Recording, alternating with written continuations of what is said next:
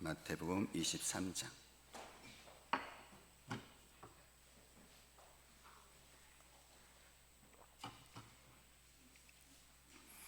마태복음 23장 1절에서 12절까지요. 저와 여러분들이 한 목소리로 하나님의 말씀을 같이 함께 읽을 때요, 말씀을 생각하면서 우리 같이 함께 천천히 1절부터 12절까지 우리 같이 읽겠습니다. 이에 예수께서 무리와 제자들에게 말씀하여 이르시되, 서기관들과 바리새인들이 모세의 자리에 앉았으니 그러므로 무엇이든지 그들이 말하는 바는 향하고 지키되 그들이 하는 행위는 본받지 말라. 그들은 말만 하고 행하지 아니하며 또 무거운 짐을 묶어 사람의 어깨에 지우되 자기는 이것을 한 손가락으로도 움직이려 하지 아니하며 그들의 모든 행위를 사람에게 보이고자 하나니 곧 그 경문띠를 넓게 하며 옷수를 길게 하고 잔치의 윗자리와 회당의 높은 자리와 시장에서 문안 받는 것과 사람에게 랍비라 칭함을 받는 것을 좋아하느니라. 그러나 너희는 랍비라 칭함을 받지 말라. 너희 선생은 하나요 너희는 다 형제니라. 땅에 있는 자를 아버지라 하지 말라. 너희의 아버지는 한 분이시니 곧 하늘에 계신 이시니라. 또한 지도자라 칭함을 받지 말라. 너희의 지도자는 한 분이시니 곧 그리스도시니라. 너희 중에 큰 자는 너희를 섬기는 자가 되어야 하리라.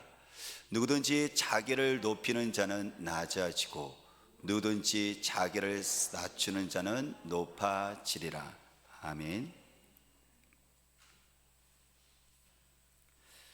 반면교사라는 고사성어가 있잖아요.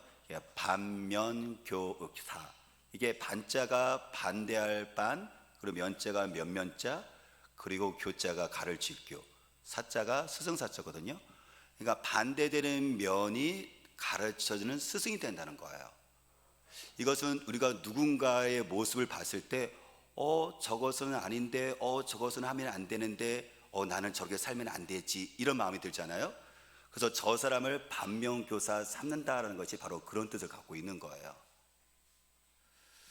다른 사람의 그 잘못된 일을 보면서 나도 저기를 따라가면 안 되겠다라고 거울을 삼아서 나를 스스로 돌아보는 거죠. 이게 바로 반면교사예요. 중국의 모태똥이 이야기를 했다고 이야기를 합니다. 오늘 예수님께서 바리새인의 위선을 반면교사 삼으라고 말씀을 하세요. 누구요? 바리새인. 근데 바리새인은 어떤 사람이 있었냐면, 이스라엘 유대에는 3대 종파가 있는데 그 중에 한 사람이 바리새인이거든요. 바리새 사람들, 바리새는 것은 분리된 자란 뜻이에요. 율법에서 거룩하지 못한 것, 더러운 것으로부터 깨끗해지려고 분리를 하는 그런 삶을 살려고 애썼던 사람이 바리새인들이거든요. 그래서 그들은 율법을 지키는 자였었고, 그러다 보니까는 유대인 사람으로부터 존경을 받았던 사람들이었거든요. 이들로서부터 율법을 가르치는 율법학자들, 서기관들이 많이 나왔어요. 그런데 오늘 성경에서 보면 그 존경을 받는 유대인에게 예수님께서 뭐라고 말씀하시느냐면, 화했을진저 외식하는 바리새인과 서기관들이여 라고 23장은 6번 이상에 걸쳐서 신랄하게 그것을 비판을 하세요. 책망을 하시죠. 그러니까 바리새인들이 뭐를 지금 주님께서 경계하시냐고요? 외식, 그리고 그것을 위선이라고도 이야기할 수가 있어요. 그러면 바리새인들의 그 위선은 우리가 말씀을 통해서 보면요, 우리가 바리새인들을 위선을 반면교사 삼아서 나도 그러면 저렇게 모습을 따라가면 안 되겠네 라고 거울 삼는 것, 그래서 나를 스스로 경계하는 것이 필요하잖아요. 그래서 오늘 23장이 주어진 거예요. 그럼 우리가 경계해야 될 바리새인의 그 위선 3가지가 오늘 나오는데, 첫 번째가 무엇이냐면요, 그것은 가르치기만 하고 가르친 대로 행하지를 않아요. 그건 위선이죠. 오늘 2절과 4절 보면 나오거든요. 우리 2절과 4절 우리 같이 함께 읽어볼까요? 서기관들과 바리새인들이 모세의 자리에 앉았으니 그러므로 무엇인지 그들이 말하는 바는 행하고 지키되 그들이 하는 행위는 본받지 말라. 그들은 말만 하고 행하지 아니하며 또 무거운 짐을 묶어 사람의 어깨에 지우되 자기는 이것을 한 손가락으로도 움직이려 하지 아니하며 라고 얘기했어요. 아까 바리새인들 같은 경우는 그 중에서 가르치는 사람들, 율법 학자나 서기관들이 많이 있다 그랬잖아요, 그렇죠? 그러니까 그들이 모세의 자리, 모세는 말씀을 받은 거잖아요. 그러니까 회당에서는 이렇게 저처럼 강대상에서 이 모세의 자리라 갖고 여기서 말씀을 가르치는 거예요. 근데 그들이 가르치는데 뭐라고 이야기를 한다고요? 그 가르친 대로 자신들은 살지를 않아요. 주님은 그것을 책망을 하시죠. 가르치는 자에게서는 단지 지식만 전달하는 것이 아니라 가르치는 사람은 그것을 살아야 될 책임도 같이 주어지는 거거든요. 예수님의 하나님의 그 말씀도 가르쳐야 되는 사람에게 알리게 하는 그 책임도 있지만 동시에 가르친 사람의 그것을 가르치려면 동시에 가져야 될 그 책임이 뭐냐면 그것대로 살아야 되는 책임도 동시에 이게 주어지는 거예요. 그래서 아까 4절을 보니까는요, 무거운 짐을 어깨에다가 짊어주는데 자기는 손가락도 하나도 도와주지 않는데요. 우리도 누군가가 짐을 지고 가면은 이렇게 하면은 무거운 짐을 지고 가면 그걸 내가 덜어서 같이 져야 되잖아요. 그게 아니라 지금 백성들에게 있어서 이 무거운 짐은 뭐냐면 율법이거든요. 왜냐하면 말씀대로 산다는 것이 이게 보통 일이 아니잖아요. 이게 짐이잖아요. 그런데 이 율법뿐만 아니라 율법 밑에서 세부 조항을 바리새인들이 만든 거예요. 그러니까 이것을 장로의 전통이라고 하는데 율법 밑에다가 또 세부의 어떤 규칙들을 정하니까는 여기다가 율법 지키기도 벅찬데 이 세부 조항까지 또 얹어버리니까는 얼마나 힘들겠어요. 얼마나 피곤하고 지치겠어요. 그래서 그들은 가르치면서 그것들을 살지 못하는 사람들을 선생님이니까 지적을 해요. 정죄를 해요. 근데 문제는 뭐냐면 나는 그 가르친 대로 살지를 않아요. 우리에게 아픈 현실이 있어요. 교회 밖에는 사람들이 우리에게 이렇게 얘기를 하죠. 예수쟁이들은 말만 잘한다. 이 비꼬는 거잖아요. 예수쟁이는 뭐라고요? 말만 잘한대요. 그러니까 예수쟁이 이꼴 뭐죠? 말쟁이에요. 사람들은 이게 교회 다니는 사람에게 예수 믿는 사람에게 기대하는 게 있거든요. 바로 우리가 갖지 못하는 사랑과 희생에 대한 기대를 하는데 사실 그게 무너진 거죠. 우리가 사랑은 하지 않고 말만 하고 이렇게 얘기하니까는 그들의 기대가 무너지니까 뭐라고 우리들을 비꼬느냐 하면은 예수쟁이는 말쟁이야 라고 지금 이야기를 하는 거잖아요. 근데 어떻게 보면은 그것이 듣기는 싫지만 분명히 뼈아픈 현실이죠. 그리고 그것을 성경에서는 죄악이라고 우리에게 윗선이고 죄악이라고 이야기를 하고 있으니까요. 인도의 간디 우리 잘 알잖아요. 민족운동 지도자였었고 인도 건국의 아버지였었죠.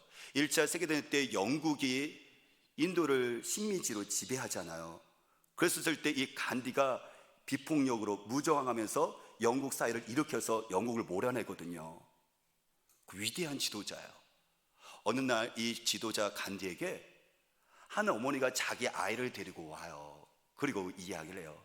선생님, 우리 아이가요 사탕을 먹는데 그 버릇을 저도 못 고치고 다른 사람들도 그것을 고치지 못하고 있는데 선생님이 말하면 우리 아이가 들을 것 같아요. 우리 아이에게 이야기를 해주세요. 그 얘기를 듣고 간디가요 데리고 왔던 그 아이를 눈동자를 이렇게 쳐다봐요. 그런 다음에 엄마한테 다시 돌아서 이야기하죠. 어머니, 죄송하지만 보름 후에 다시 와주셨으면 좋겠어요. 그러자 어머니는 다시 간곡하게 부탁하죠. 선생님, 제가 여기까지 오기까지 힘들었었고요. 보름 동안 제가 이곳에 있을 수도 없고요. 저희 집은 멀리 있어서 다시 보름 후에 온다는 것은 쉬운 게 아니에요. 지금 말씀해 주세요 라고 부탁을 해요. 그랬더니 다시 간디가 그 아이를 눈동자를 다시 이렇게 쳐다봐요. 그런 다음에 다시 어머니에게 고개를 들여서 이야기하죠. 어머니, 너무 죄송해요. 제가 지금은 이런 이야기를 말할 수가 없어요. 보름 후에 불편하지만 다시 오셨으면 좋겠습니다 라고 얘기하죠. 어머니는 도저히 이해하지 못해서 다시 어머니는요 이게 낙심한 그 표정을 지으면서 돌아갔어요. 일주일에 다시 왔죠. 그 아이를 손잡고요. 그랬을 때 그 간디가 그 아이를 쳐다보면서 이야기를 해요. 아이야, 사탕을 먹지 않았으면 좋겠다. 그때 아이가 고개를 끄덕끄덕끄덕해요. 어머니는 아니 간디 선생님, 일주일 전에 이렇게, 보름 전에 얘기했으면 이렇게 좋았을 걸 왜 지금 그렇게 얘기를 하세요? 그랬더니 간디가 이렇게 이야기를 합니다. 그때는 나도 사탕을 먹고 있었거든요. 그때는 나도 사탕을 먹고 있었거든요. 아이에게 건네는 그 말 한마디가 간디는요 얼마나 이렇게 노력하면서 이야기하는지를 우리가 알 수가 있어요. 사랑하는 여러분, 저와 여러분들은 부모로서, 어머니와 아버지로서 아이에게 이래라 저래라고 우리가 이야기를 하잖아요. 그때 건네는 그 말 한마디가 저와 여러분들은 그 말한 것처럼, 가르치는 것처럼 저와 여러분들은 행하고 있는지요?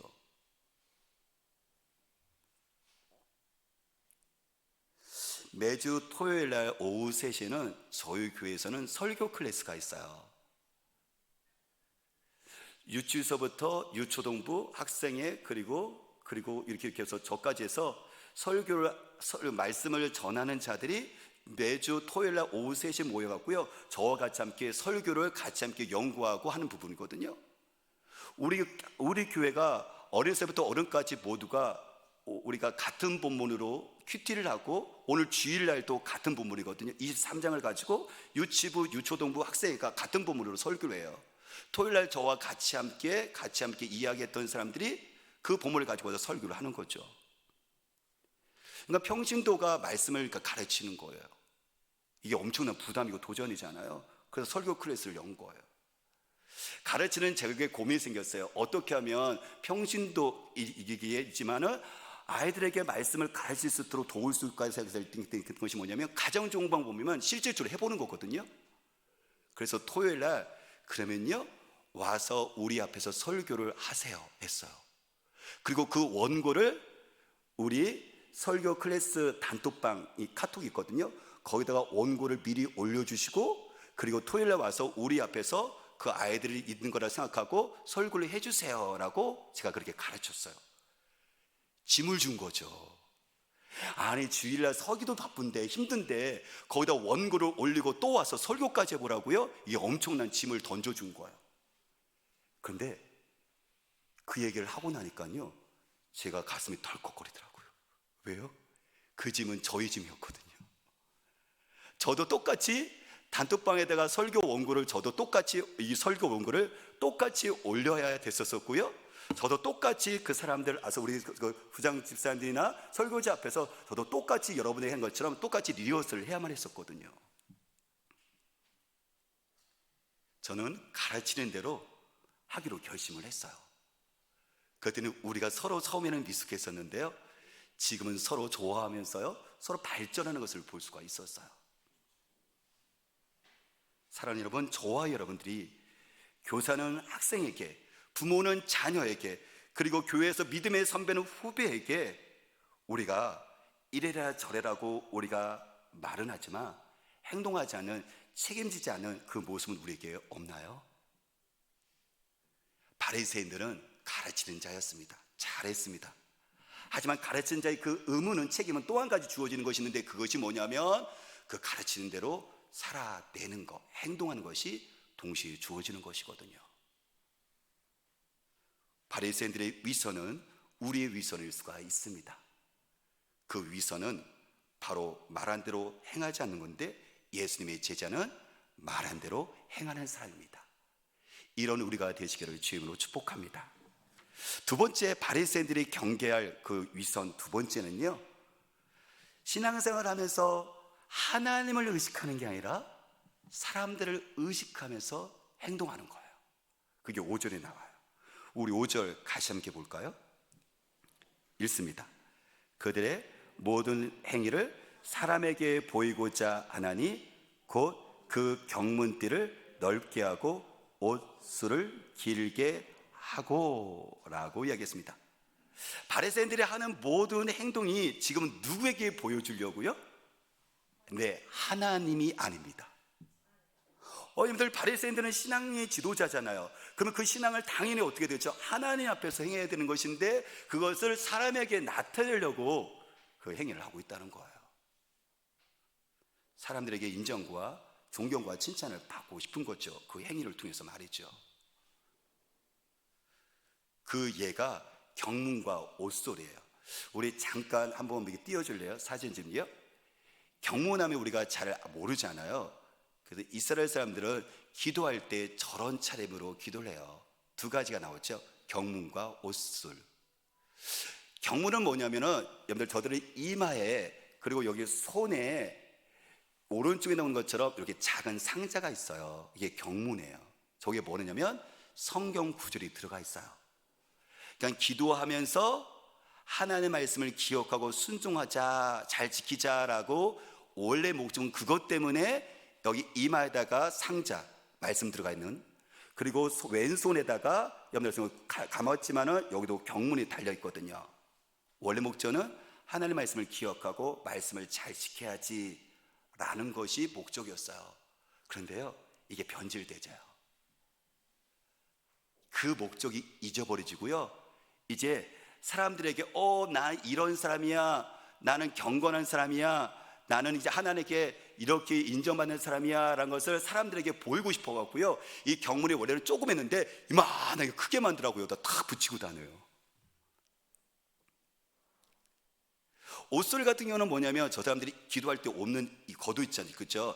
이 겉옷에 기도 옷인데 양쪽 네 군데에 파란 실, 청색 실도 이렇게 내리게 돼 있거든요. 줄이 이렇게 내려져 있어요. 술이 이렇게 내리게 있어요. 파란색은 하나님을 상징하거든요. 그러니까 저 기도할 때 파란색의 옷술을 부면서 뭘 생각하겠어요?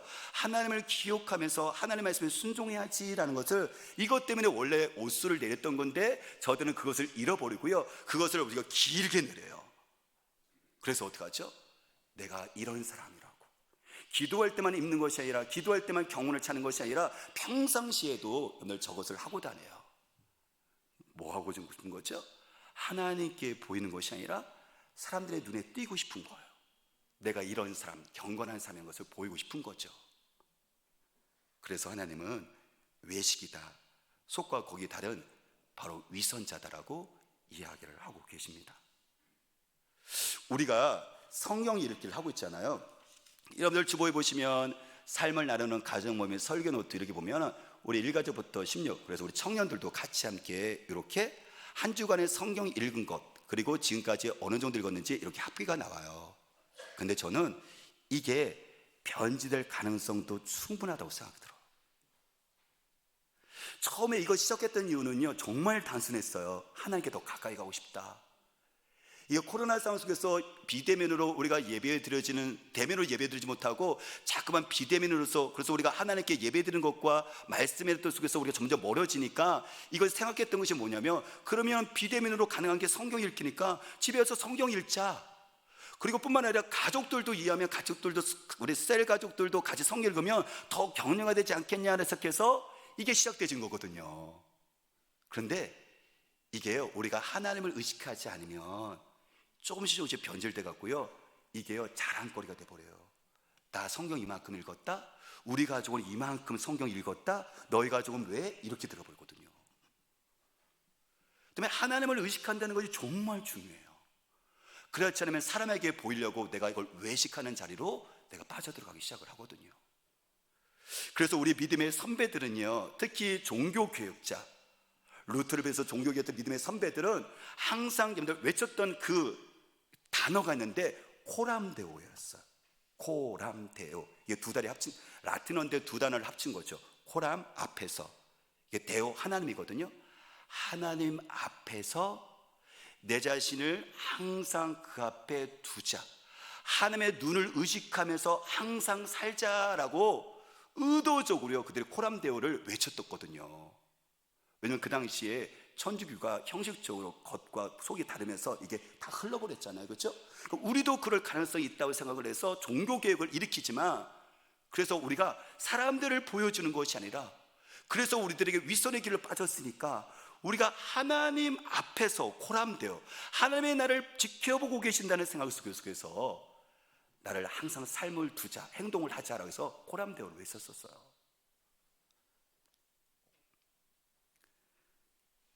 성경에도 코람데오의 정신을 가지고 살았던 사람이 있었죠. 그게 요셉이에요. 창세기 39장 9절에 보면 성경이 이렇게 말합니다. 이 집에는 나보다 큰 이가 없으며 주인이 아무것도 내게 금하지 아니하였어도 금한 것은 당신뿐이니 당신은 그의 아내임이라. 그런즉 내가 어찌 이 큰 악을 행하여 하나님께 죄를 지으리까. 이거는 청년 요셉이 성적 유혹을 이겼었던 것이 뭐냐면, 코람데오, 하나님의 나를 지켜보고 있어 라고 해서 성적 유혹을 이겨나가거든요. 요셉은 억울하게 팔려서 애굽 이집트로 종으로 팔려가잖아요.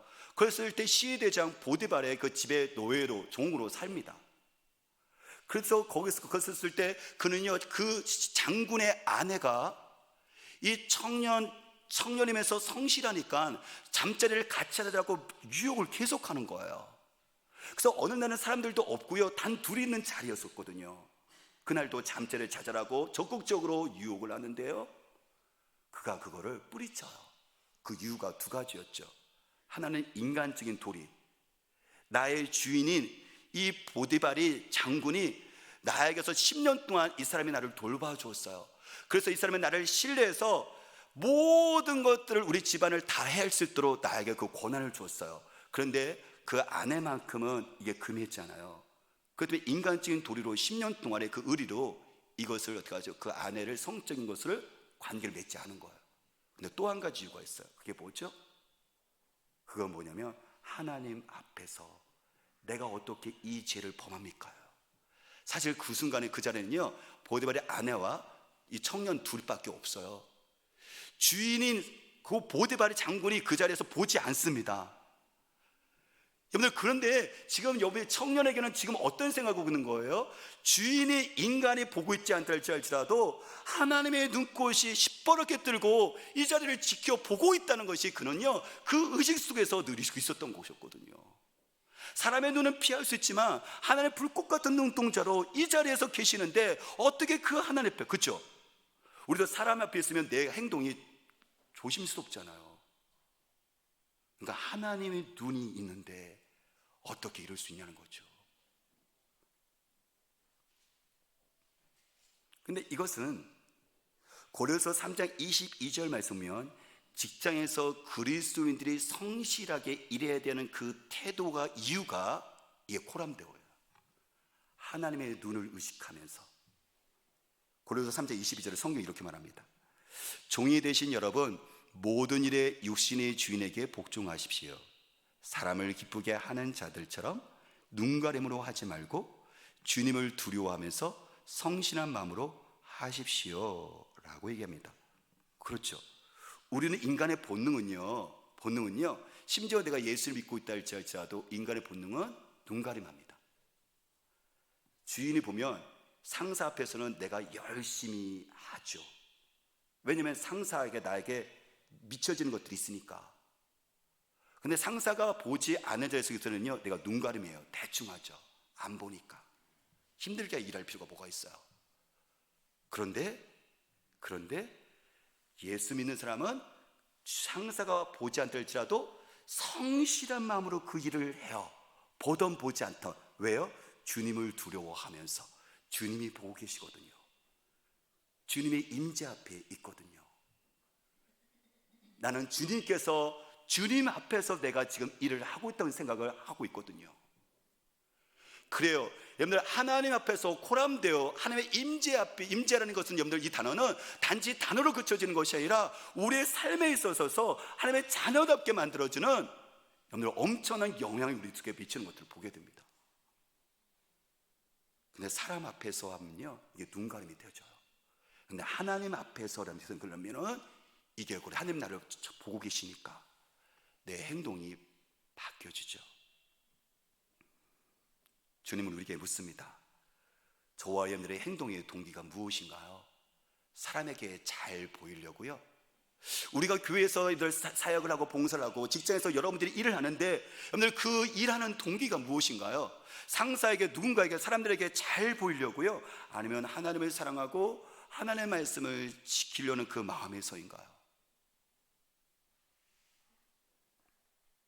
의식하지 않으면 설교하고 있는 저도요, 사람들이 눈치 봅니다. 눈 가리면 합니다. 그때 의식을 하셔야 돼요. 여러분들이 저를 의식하고 제가 여러분들을 의식하는 것처럼 하나님은 보이지 않지만 분명히 살아계신 분이시거든요. 그러니까 하나님이 이곳에 계신다, 나를 지켜본다는 그 의식 속에서, 아무도 없는 곳 속에서도 내 말과 행동과 생각을요, 그분에게 맞춰 나가는 거죠.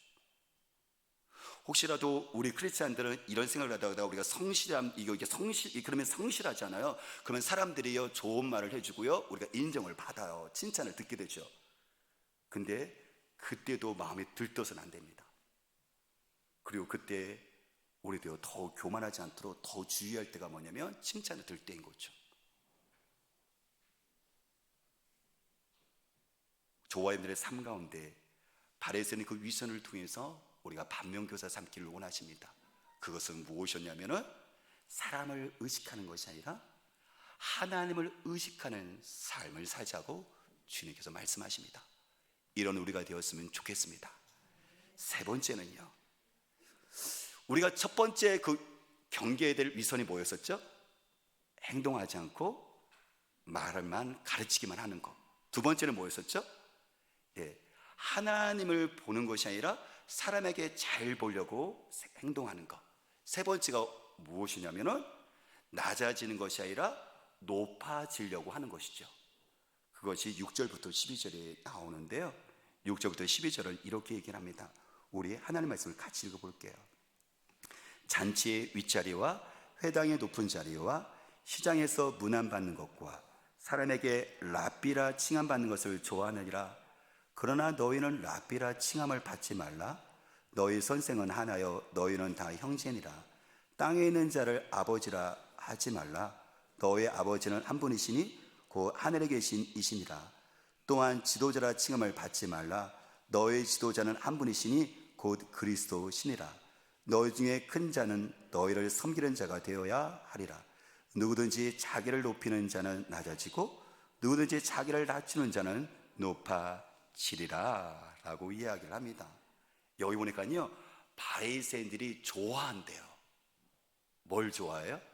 높은 자리에 앉는 걸 좋아한대요. 그리고 랍비 선생님이요 하고 그렇게 칭찬을 받는 것을 좋아한대요. 그렇죠. 잔치집에 가서 썼을 때 윗자리를 앉고 싶은 거예요. 왜냐하면 그 주인과 옆에 서서 내 랭킹이, 내 자신의 레벨이 그 정도 된다는 거죠. 뿐만 아니라 회당은 예배드리는 자리인데요, 그런데 아까 모세의 자리라고 얘기했었죠, 그렇죠? 바로 여기서 이렇게 말씀을 이렇게 읽고 말씀을 저한테 가르치는데, 바로 그 높은 자리는 어디냐면 이 강대상 오른쪽, 그렇죠? 아니면 왼쪽, 그렇죠? 이 높은 자리에, 그 높은 자리에 앉고 싶은 거예요. 왜 그럴까요? 그 자리는 나를 이야기한다고 생각하거든요. 우리도 대통령이 있으면, 아니면 어떤 사람과 있으면은 여러분들 왼쪽 오른쪽에 서서 이 서열로 쭉 앉잖아요. 그래서 여러분들 그 자리가 어떻게 갔죠? 그 자리 뭐냐, 그 사람이 그만큼 중요한 사람인가 보다, 그 사람이 그만큼 높은 사람인가 보다라고 그 앉는 자리가 그 사람을 얘기하거든요. 그러니까 바리새인들은 그 생각을 하는 거예요. 바리새인들은 바로 높은 자리에, 윗자리에 앉고 싶은 것이 뭐냐면 내가 그런 사람이라는 거죠. 내가 섬김을 받아야 되는 사람이라는 거죠. 내가 중요한 사람이라는 것을 그 자리를 통해서 내가 확인하고 싶은 거죠. 사람들에게 또 그렇게 인정을 받고 싶은 거죠. 그런데 성경은 이렇게 얘기합니다. 우리 한글 성경에는 좋아한다고 했는데 영어로는 love라고 돼 있어요. love가 뭐예요? 이게 사랑이거든요. 이거 아니면 못 사는 거예요. 좋아하는 것은 이렇게 또 좋아하는 건데, 근데 영어 성경은 love라고 돼 있어요. 높은 자리를요, love, 사랑하는 거예요.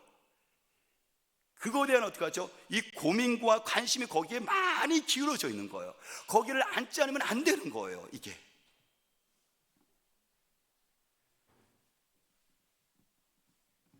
세상 사람들은 서로 높고 낮음을 따져요. 정말 중요한 거니까.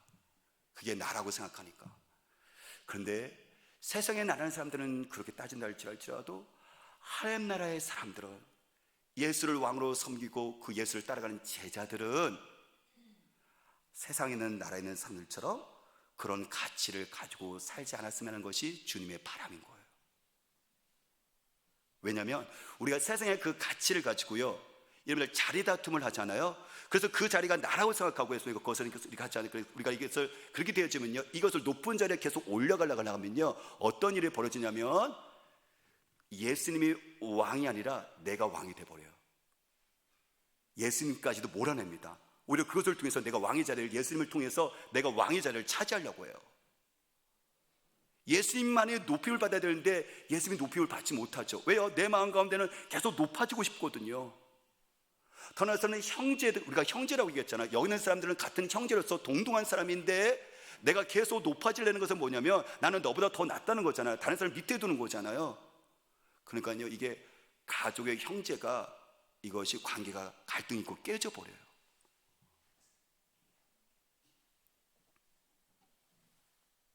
그래서 예수님께서는, 예수님 자신이 왕이시지만 낮아져서 섬김의 본을 보이세요. 마태복음 20장 28절에 이렇게 말합니다. 인자가 온 곳은 섬김을 받으려 함이 아니라 도리어 섬기려 하고 자기 목숨을 많은 사람의 대속물로 주려 함이리라. 예수님은 왕이잖아요. 하나님의 아들이잖아요. 왕의 아들이잖아요. 그러면 세상의 가치로 생각한다면요, 당연히 어떻게 하죠? 모든 사람이 그 왕이신 예수를 섬겨야 되는 거예요. 근데 예수님 말씀하시네요. 내가 온 곳은 내가 왕이지만 나는 섬김을 받으려고 하는 것이 아니라 섬기려고, 낮아서 섬기려고 왔다라고 말씀을 하세요. 여러분들, 세상의 왕이면요, 그 왕을 보호하기 위해서, 왕의 목숨을 위해서 다른 사람들이요, 그 왕을 위해서 목숨을 바쳐야 돼요. 근데 예수님은 왕이시지만 백성을 위해서, 죄인을 위해서요, 자기의 목숨을 오히려 바쳐요. 대속물로. 대신해서, 속죄해서요, 대신해서 죽습니다. 그게 뭐예요? 십자가죠. 저게 증표예요. 왕이신 주님께서 친히 낮아졌고, 왕이신 주님께서 섬김을 받을 분이 친히 낮아서 섬겼다는 것 증표가 저 십자가거든요. 그래서 왕이신 예수님께서 친히 자기 목숨을 우리를 위해서 기꺼이 줬다는 것, 그 사랑의 증표가 바로 저 십자가거든요. 여러분들, 말만 해줬다면 저와 여러분들이 그 십자가 앞에서 여러분들이 내 삶을 드리겠습니다, 이 얘기를 할 수 있었겠어요? 오늘 이 예배 자리에 나올 수 있었겠습니까? 그래요. 우리를 변화시키는 것은, 이 땅을 좋은 세상을 만드는 것은, 그리고 우리 다음 세대에게 희망을 주는 것은 뭐냐면 내가 올라가는 게 아니죠. 내가 낮아서 섬겼을 때 그곳 가운데 그 사람을 통해서 예수님이 왕으로 선포되어지고 그곳 가운데 하나님 나라가 만들어지는 거예요. 그래서 예수님의 리더십은 섬기는 리더십, 종의 리더십, 서번트 리더십이라고 얘기합니다. 우리가 세상의 구조는 어떤 구조죠? 조직은요, 삼각형 구조예요. 피라미드죠. 위에 사장, 그리고 부장, 과장, 계장, 그리고 사원, 이렇게 되죠. 그래서 아래서부터 쭉 올라가는 거잖아요. 그런데 예수님의 왕으로 섬기는 교회의 구조는, 하나님 나라 구조는 어떤 조직이냐면 이걸 뒤집어 놔야 돼요. 그래서 어떻게 됐죠? 맨 위에는요, 그러면 직분이 없는, 그리고 집사님, 그렇죠? 그 다음에 누구죠? 그 다음에 권사님, 장로님, 그리고 맨 밑에 누구죠? 당연히 목회자가 밑에 내려와야 되는 거죠.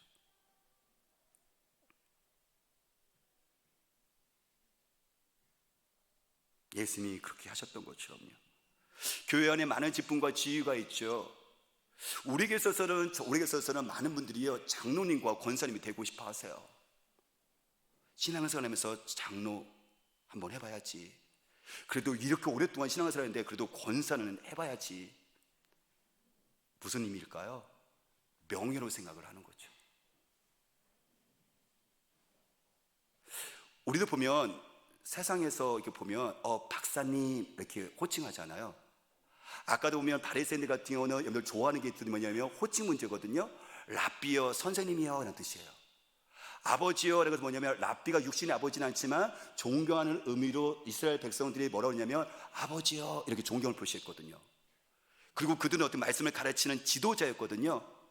근데 그걸 너무 듣기를 좋아하는 거예요. 선생님, 박사님, 우리 아버지, 이게 너무 듣기를 좋아하는 거예요. 그런 것처럼 여러분들 장로님, 권사님, 목사님 했었을 때 우리도 여러분들 그 명예의 그 마음이 우리에게 있는 것이 아닐까요? 바리새인처럼 말이죠. 세상에 박사님, 교수님 이렇게 하면, 사장님 하면 우리는 너무나도 좋고 내가 존경을 받는 것 같아서 우리는 너무나도 좋잖아요. 행복하잖아요. 그런 것처럼 교회에서도 목사님, 장로님, 권사님으로 불려지면 이것으로 인해서 우리가 너무나도 내 자신의 신분 상승되는 것처럼 그런 느낌으로 우리가 만족을 느끼는 것은 아닐까요?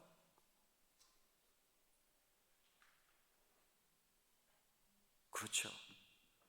이 직분과 직위는 예수님이 이미 대속물로 우리를 살렸던 것처럼 또 누군가를 살리기 위해서 우리에게 이 직분을 준 거거든요. 단지 우리가 명예로만 생각한다면, 그리고 내가 이렇게 장로, 권사, 그리고 내가 목사 됐는데 나를 왜 섬기지 않아? 라고 생각을 한다면 우리는 어느덧 알지 못하는 사이에 바리새인의 그 위선 가운데 나도면서 들어가고 있는 거예요. 거기에 하나님 나라 없습니다. 거기에 생명의 역사는 없어요.